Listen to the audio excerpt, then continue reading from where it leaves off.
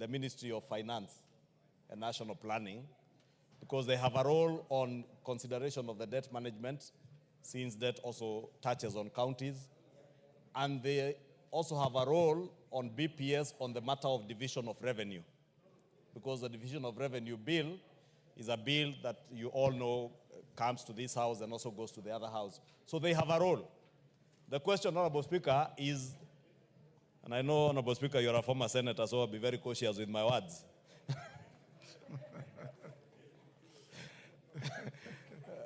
But I was just wondering, has it taken the Senate too long to acclimatize themselves with the new constitution and know where their roles are and where their mandate goes up to? Because we have absolutely no problem with the Senate calling or summoning the Minister for Finance to deal with the debt management strategy paper, or even to deal on BPS on matters to do with the division of revenue bill. However, looking at, I just got a copy from the Honorable Kangogo Bowen, signed by the clerk of the Senate, inviting the Minister, the Cabinet Secretary for Water, Engineer Eric Muga, to appear before the committee on Tuesday 25th, on Tuesday 4th March at 11:30 a.m. The agenda of the meeting is to deliberate on the proposed policies, programs, and expenditure ceilings of the state departments under the ministry's purview. The ministries, not the county governments. 2, the implementation status of the financial year 24-25 budget as at 31st December 2024. Honorable Speaker, just looking at the entire agenda, it is actually misplaced, because this is work that should be done by the Departmental Committee for Water and Irrigation of the National Assembly. And I want to agree with the Honorable Kerema, it is not just a waste of public resources, but a waste of valuable time of honorable senators and more valuable time of the Cabinet Secretary. But I want to speak to the Cabinet Secretaries, Honorable Speaker. If you are a Cabinet Secretary and you have 2 invitations, one by the Departmental Committee that oversights you and your ministry, and one from another house that oversights governors and county governments, you have a choice to decide where to appear and to know which side of your bread is buttered. You must know which house can impeach and which house cannot impeach you. And that should make it very easy for any Cabinet Secretary who has an invitation from Senate and from the National Assembly on matters BPS, or indeed any other matter. The people who oversight you, the people's representatives, leave alone the those who represent counties, those who represent the people, when they summon you, have your priorities right.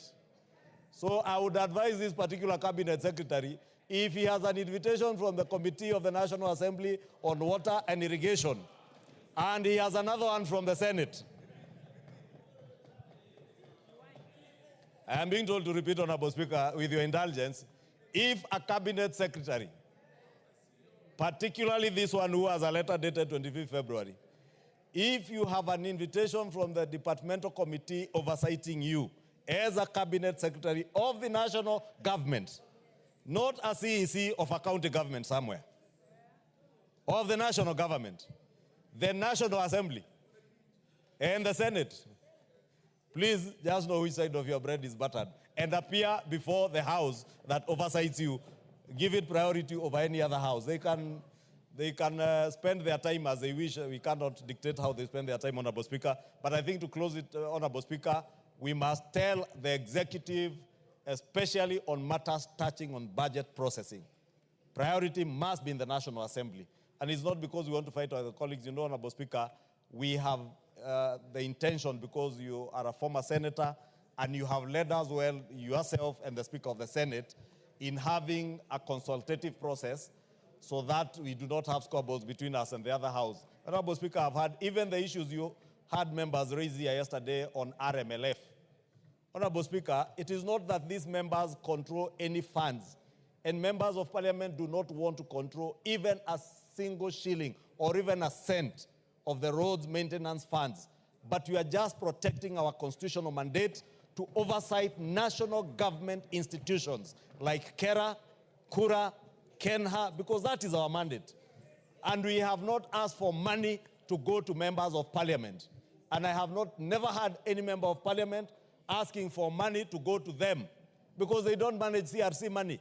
It is managed independently by the regional managers in charge of KURA, KERA, KENHA, and they have their procurement teams that procure. Members of parliament have nothing to do with the roads funds. And therefore, Honorable Speaker, it's not that we want to pick quarrels with anyone. We do not want to pick quarrels, but we must remain truthful to our constitution. And I want to believe senior counsel, Tienda Omolo, will agree with me, because he was among the drafters of this constitution, Honorable Speaker. And I can see him raising up his hand, so I rest my case to be held by the senior counsel. Tienda Omolo. Thank you, Mr. Speaker. Mr. Speaker, the leader of majority, who almost became the leader of minority, has reminded us that you are a former senator, which is true. But I am sure, for now, your allegiance to the Senate is historical, but your allegiance to this House is present, and it carries the day. Mr. Speaker. And my allegiance to the law and the Constitution is permanent. Yes, Mr. Speaker, but on that must be tried on an hourly basis. Mr. Speaker, the issue raised by the Honorable Kagogo Bowen goes beyond what he has raised, the budget policy statement. Mr. Speaker, it goes to the jurisdiction of the Houses of Parliament. And I think, and I want to urge you, Mr. Speaker, that you issue an authoritative communication, at least from this House, founded on Article 94, Article 95, because what I have noticed is a situation of overreaching. It is not just that committee. There are many times, there are many committees in which we serve where a particular government department is supposed to attend, and then we are told there is a simultaneous invitation by another committee of the Senate. And if you examine keenly, you cannot see the nexus between that committee and the work of the counties and the jurisdiction of the Senate. For this House, I believe we have endeavored to confine ourselves to our jurisdiction. When the Constitution says we have no role in the impeachment of governors, this House has never tried to play a role.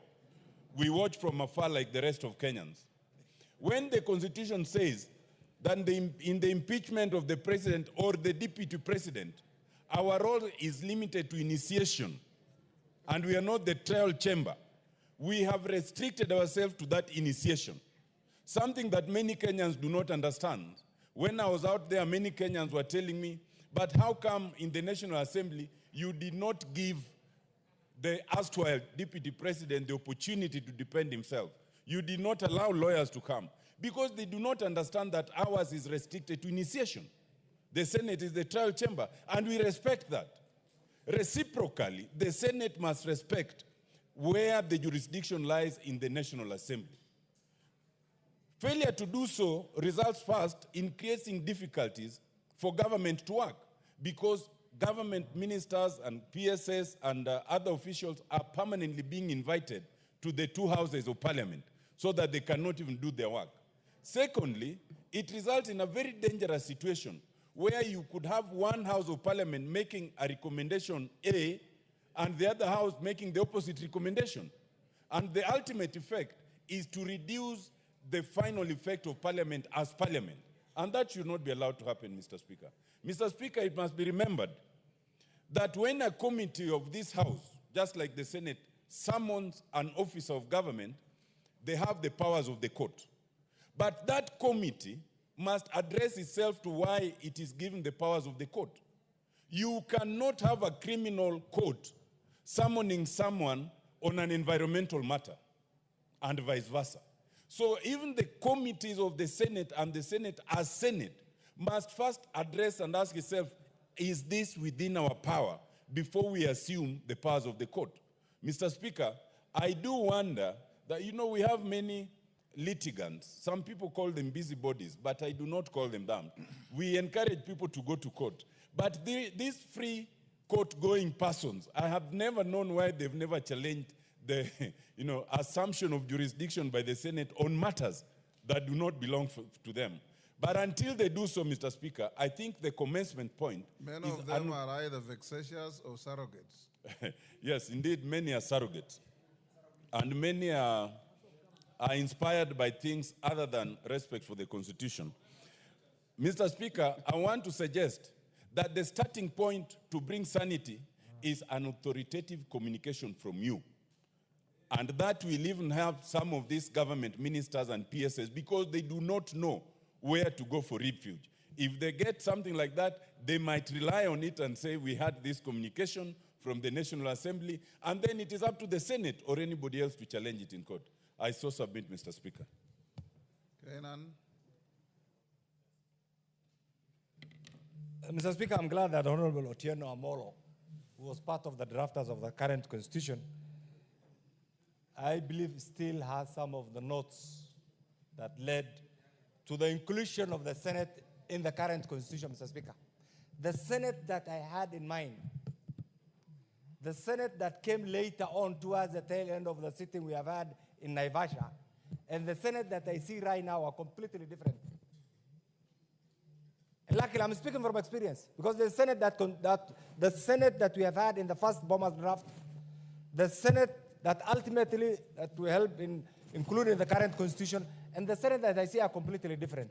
The only thing that brings this to the fore, Mr. Speaker, there is an attempt to illegally create a constitutional niche that doesn't exist for the Senate. The Senate is our house. It's one of the houses of Parliament. You can be here today as a member of the National Assembly. Tomorrow you'll be a senator. We do not want to badmouth them. It's our house. You have been there. It's a respectable house. But I think one thing that we will not accept is to create an avenue for chaos. The technical people at the ministries, whether they are PSCs, CSCs, and COs, Mr. Speaker, are operating in a very difficult environment. And I'm glad that the leader of majority today has spoken about this. Mr. Speaker, it is the high time that we ask the Senate to be accountable to the Constitution and to the rule of law. And that is not, Mr. Speaker, a sign of weakness. It's a sign of nobility and adherence to the rule of law. If today, by the grace of God, and Mr. Speaker, even in our own villages, the person who has the power of the purse, the person who has the power of firing, the person who has the power is the ultimate authority, even in our homes. And therefore, the National Assembly, you have the power of the purse. You have the power to sack and fire. The only thing that is missing, Mr. Speaker, is the flair. And the leader of majority, Mr. Speaker, I want to address him, Mr. Speaker, because he is the appointing authority to so many chairs of committees. And I'm not in any way demeaning. When you sit on your job because of the fear of the unknown, somebody outside there runs away with your mandate. When they run away with your mandate, we run around and say, the Senate has run away with our mandate. We want the chairs of committees. Don't be afraid of the leader of majority. Don't be afraid of the leader of minority. Don't be afraid of the whip. Function in line with the mandate of that committee. Even where you want to assist the government, Mr. Speaker, you can still do it within the confines of your mandate. But here we are, Mr. Speaker, today, even issues that are within the confines of the National Assembly committees are being adjudicated, Mr. Speaker, in the Senate, simply because our members have failed to discharge their mandate. That must be addressed. Mr. Speaker, the other bit. You see right now this house is being bashed. And I'm glad that you are here.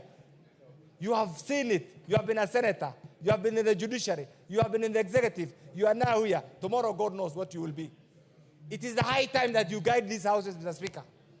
Guide these houses to a path, a constitutional path that will respect the mandate of the Senate, that will also respect the mandate of the National Assembly, that will not create. I know over the last 2 years, you have been attempting to avoid that jurisdictional conflict between the Senate and the National Assembly. But this must be reciprocated, Mr. Speaker. It's not coming. I know you have tried. I know there is a bill. What we are approaching right now, Mr. Speaker, is madness. We expect respect. We expect reciprocity. We expect tolerance from our colleagues so that whoever is a senator also knows that there are colleagues here who have the constitutional mandate to do certain things. Thank Mr. you. Speaker, finally, on this. We have gone through this constitution for the last 10 years.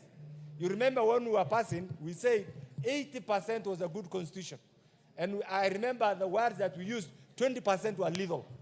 It is time to dissect, go through the 20% that is not helping us in any way, and do away with it and make a constitutional change. Honorable Otiende Amolo and the other legal brains and many others should come forward and bring an amendment. It's not cowardice. It's not naivety to bring those amendments so that we have a country that is run in line with the constitutional provision and everybody respects the Constitution, Mr. Speaker. I beg to submit that this thing, just as the Honorable Kimani Ichungwah said, the CSCs and the other groups outside there, if you are being forced to execute an illegal mandate, refuse, nothing will happen to you. And that is where we are headed. Osoro, on the same issue? Yes, Honorable Speaker. First and foremost, Honorable Speaker, it's interesting to have you preside over when the Senate is being discussed, having served in that house. That really shows a lot of comfort and the independence of institutions. Honorable Speaker, the formation of devolution set out different responsibilities and roles in different structures of governance. And the mandates of each house in the bicameral parliament, Honorable Speaker, is clear in the Constitution of Kenya. I saw yesterday, Honorable Speaker, a senator in the floor of the House use very serious derogatory words, vulgar words, Honorable Speaker, against a minister for failure to appear, before their committee on matters budget policy statements. Honorable Speaker, what, after appearing as a minister before a committee in the Senate, then what? What next? The House of the Senate has no single responsibility as far as budget-making process is concerned, Honorable Speaker. That is what came out very clear yesterday, that perhaps they do not know their responsibility when they are equipped with immense work under the counties. Honorable Speaker, I look at it from in a layman's point of view, Honorable Speaker, that while the national government is supposed to, or the National Assembly is supposed to call upon matters on national security, the Senate, alongside with the county assembly, Honorable Speaker, should be calling the members, the county askaris, Honorable Speaker, to ask what happens in the counties. Because what happens as far as devolution is concerned, Honorable Speaker, is bad, to say the least. Yesterday we had a discussion, Honorable Speaker. There is war between, the governors have an issue with the National Assembly. The Senate has an issue with the National Assembly. Some independent bodies have an issue with the National Assembly. What is this that the National Assembly is not doing right, that the members of the Senate and every other section of government has an issue with?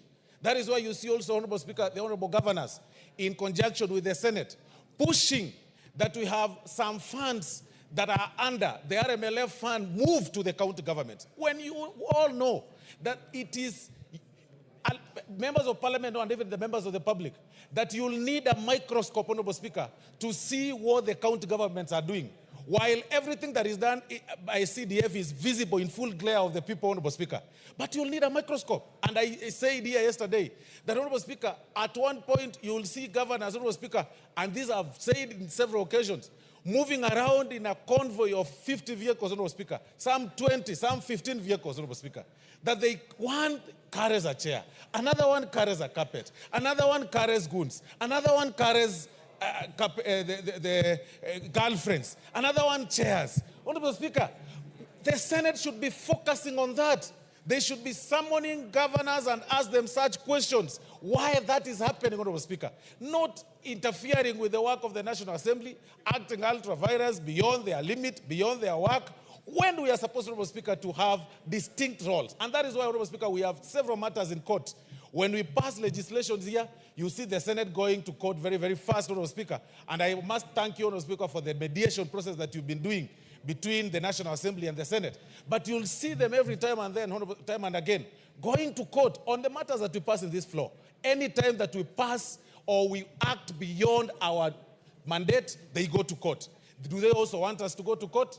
We implore upon the cabinet secretaries to ignore some of these summons and know where their place is. Their place is in the National Assembly. When the Senate wants to ask ministers questions, they should call upon the CECs in Nairobi, the CECs in Kajiado, the CECs in Mombasa, and ask them questions. They should have actually called the CEC of Environment in Nairobi to ask them why their government littered a road, Honorable Speaker, and blocked the Kenya Power offices, the Steamer Plaza. That is their role. It is just, I don't know why the framers of the Constitution, Honorable Speaker, framed it to appear like the Senate is in the upper house, Honorable Speaker, when it is clear that their responsibility is to engage with the county governments, the county askaris. While we call the Inspector General of Police, they should call the county inspectorate with the arungus. When we call the ministers here, they should be busy calling the CECs. When we call anything to do with matters that touch on the national health matters, they should be focusing on calling the clinic officers from the dispensaries. That is where their limits are. They should know their jurisdiction and not interfere with this, Honorable Speaker. I thank you, Honorable Speaker. Thank you. Elijah, we'll finish there. Thank you, Mr. Speaker. After Mr. Speaker, Elijah Ocheng, then we close. sometimes it's very sad for Kenya. Because, you know, when Kenyans were passing this constitution, Mr. Speaker, they thought that when we have two houses and we have county governments, we'll have reduced poverty, we'll have rebuilt our country, Kenya.